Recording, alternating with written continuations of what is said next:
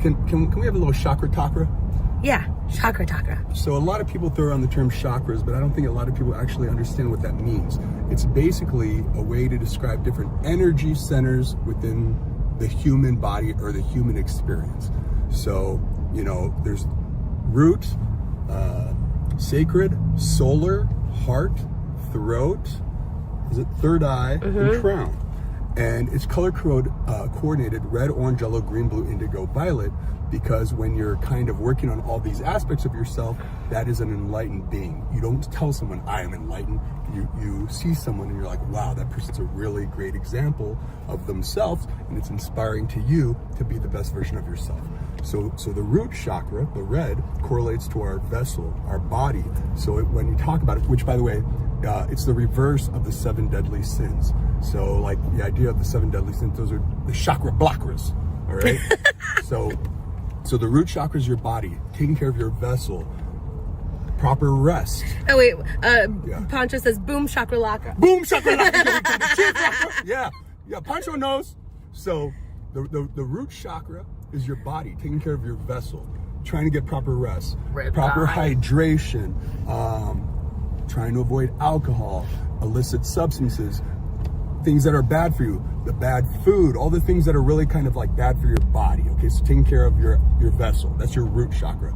Your sacred chakra is your sexuality. Sexuality is good, but you want to be able to experience it in a healthy way. You don't want to be ruled by your lust. You want to be able to properly love the person you're with and be faithful and good to them, depending on your relationship and what it is, but you want to be in an honest, faithful way with your partner. So healthy sexuality.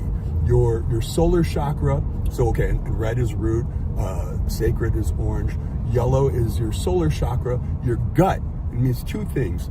1, gut health. So all of us have individually different ways that we should be taking care of our bodies and what we should be eating. Once like maybe you shouldn't be doing, what's that stuff that's in like wheat and gluten? Yeah, gluten. Maybe you shouldn't do gluten at all. Maybe you shouldn't do, we all shouldn't do trans fats, but like a lot of stuff that we just know you shouldn't eat, you should avoid it. Maybe you should be eating more of this, less of that, and it's very individualized. But it's also about being in a flow state. So you're what was the flow word you said? Not me, my buddy Jeremy Paul and my brother Al back here. Flow motion. Flow motion. Get out of your head and know what you're great at. So like when you see these people who are like savants at their thing, Kobe Bryant, Tiger Woods, Yo-Yo Ma, Serena Williams, people who are just great at what they do. They're not thinking about it. They're in the flow state, okay? So that's also your solar chakra, yellow. Green, your heart chakra. You can't properly love anyone until you're able to love yourself. So you got to really work, and this, I had to work on my rage. There are people out there that make me,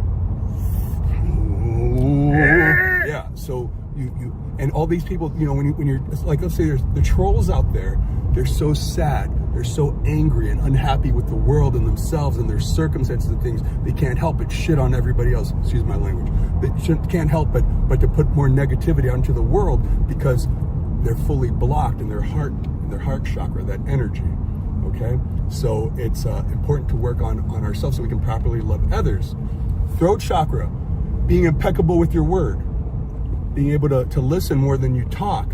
The opposite of online troll culture. The opposite of a lot of online culture, we're just talking smack to people. Being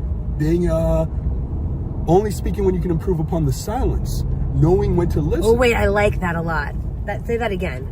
My buddy, Dr. Connor, his answering machine message when you used to call the voicemail, his whole message was only speak if you can improve upon the silence.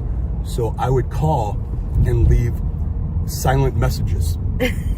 And, but also the third eye, having discerning wisdom.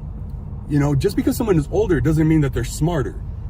If you're stupid and you get older, your ignorance multiplies upon itself. There are a lot of people out there trying to advise you because they're older and they're actually even more dumb than you. There's a difference between knowledge and wisdom and depth.